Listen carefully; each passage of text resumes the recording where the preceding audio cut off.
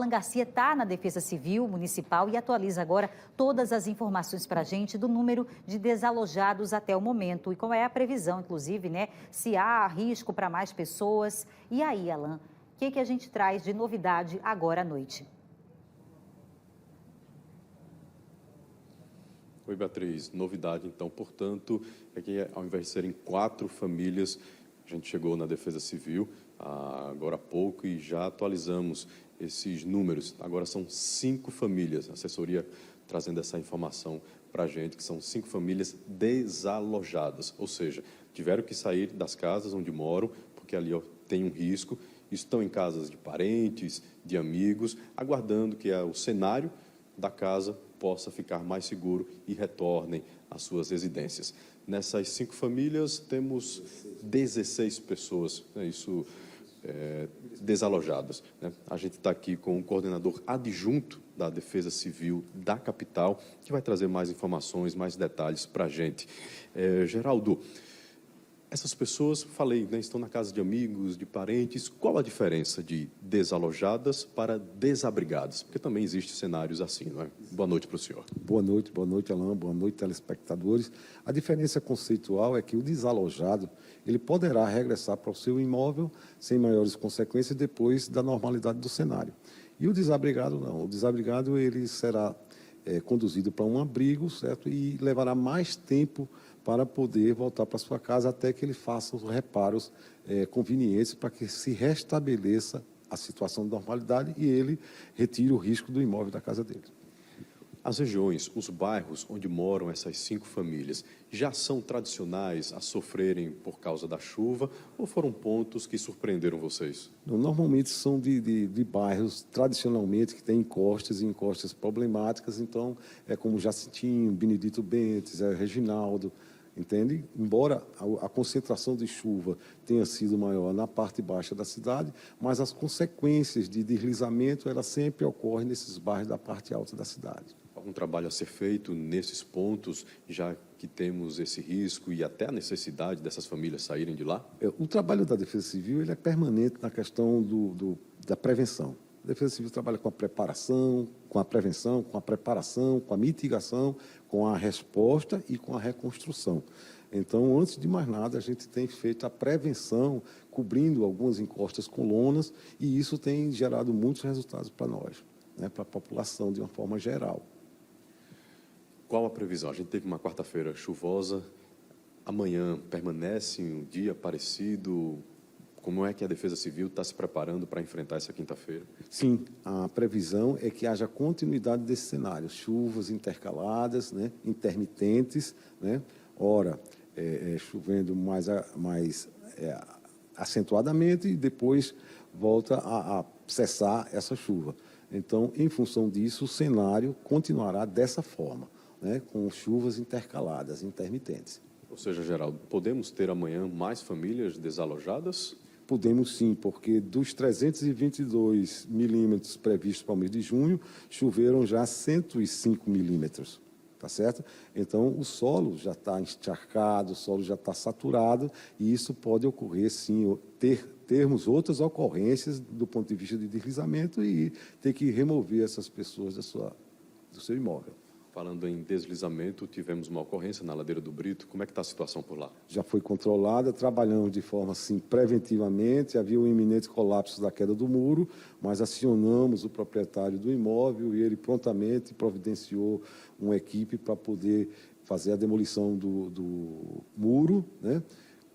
A SMTT, trabalhando em conjuntamente com a Defesa Civil, fez a interdição da ladeira e já voltou à normalidade.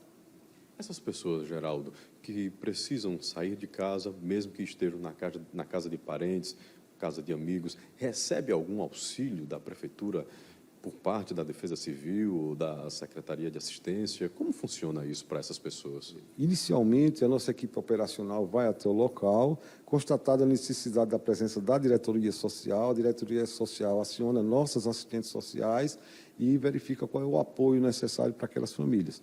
Normalmente, o desabrigado, ele procura a família e ele tem aquele apoio da família, dos amigos, né? E quando se trata da pessoa que não tem para onde ir, a gente providencia, juntamente com a SEMAS, o abrigo para aquelas pessoas e o auxílio moradia, né? Então, solicitamos à população, dada a continuidade do cenário ou do seu agravamento, que procure sempre ligar para a Defesa Civil 199, solicitar, registrar a ocorrência para que uma equipe da Defesa Civil vá até lá e, antes de mais nada, se há o risco, saia do risco, procure um abrigo, certo?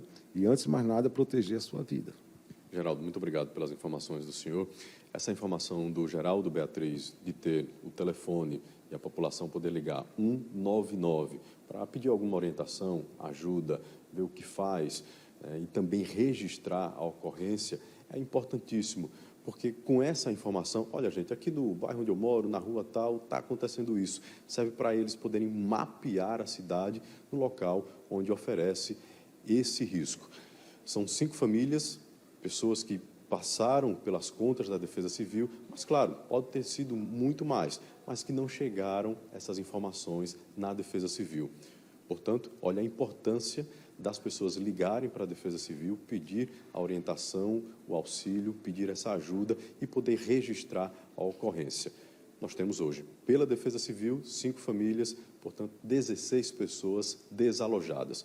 É possível que exista um número maior? Sim, mas não passou pela Defesa. Por isso a importância de fazer o registro da ocorrência. O telefone é 199. Inclusive, tocou aqui agora. Importante ligar.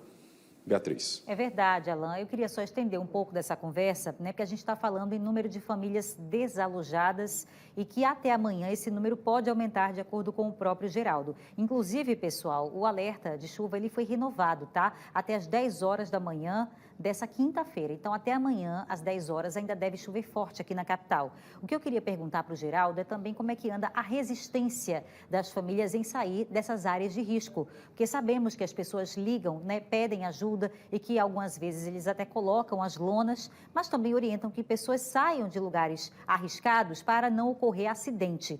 No geral, as pessoas têm ouvido a solicitação, a recomendação da Defesa Civil? Como é que está sendo feita essa sensibilização também?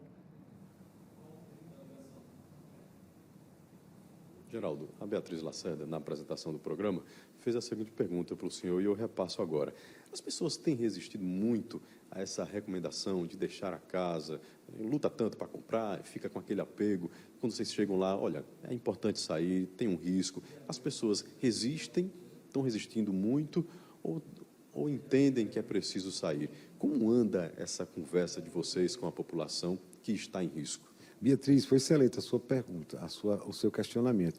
Realmente, a população precisa contribuir mais quando a Defesa Civil chega ao local e constata a necessidade de sair. Se a Defesa Civil enxergou o risco, é importante a colaboração daquela família para sair daquele local, sair do seu imóvel, certo? E ir para uma casa de parentes, né? Em primeiro lugar, sempre está a vida das pessoas. E a missão da Defesa Civil é exatamente salvaguardar a vida das pessoas. Encontramos essas resistências? Encontramos. Tem diminuído, porque temos feito um trabalho de conscientização importante. A população, a gente nota que já houve um avanço nesse sentido, mas ainda temos muito a percorrer nesse caminho. Passa essencialmente pela conscientização e temos os NUDECs hoje nos bairros, né, que são pessoas da comunidade, do núcleo comunitário de Defesa Civil, que tem nos ajudado muito nesse sentido. A Defesa Civil tem trabalhado muito com a formação de NUDECs e esse NUDEC ele tem um papel fundamental junto da sua comunidade, ele conhece os problemas, a comunidade confia nele, então é importante esse trabalho de conscientização para que facilite todo o processo em benefício da própria comunidade, em benefício da sua própria vida. Muito obrigado, Geraldo, por mais essa informação. Beatriz, por mais que a gente se coloca no lugar dessas pessoas, né, que construíram a casa, estão ali, tudo funcionando naquela rotina e de uma hora para outra, precisa sair, deixar para trás. É dolorido, porque fica aquela dúvida, será que eu consigo voltar para casa? Será que ela não vai ter que ser demolida?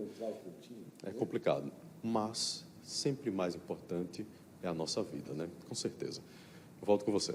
Obrigada, Alain, pelas suas informações. Agradeço também ao Geraldo, falando aí pela Defesa Civil de Maceió e dando panorama dessa quarta-feira. Então, até agora, 5 famílias desalojadas, 14 pessoas que precisaram deixar a sua casa, estão em casa de parentes, número que pode aumentar até amanhã, mas não há registro de pessoas feridas, nem em decorrência de algum acidente, e vimos que foi muito transtorno, né? Algum acidente poderia ter acontecido, né? O desabamento de deslizamento de terra, que poderia, claro, deixar vítimas, mas isso ainda não aconteceu, graças a Deus. Então, vamos esperar que amanhã a gente tenha boas notícias aqui e que não haja maiores transtornos até amanhã, apesar da chuva prevista.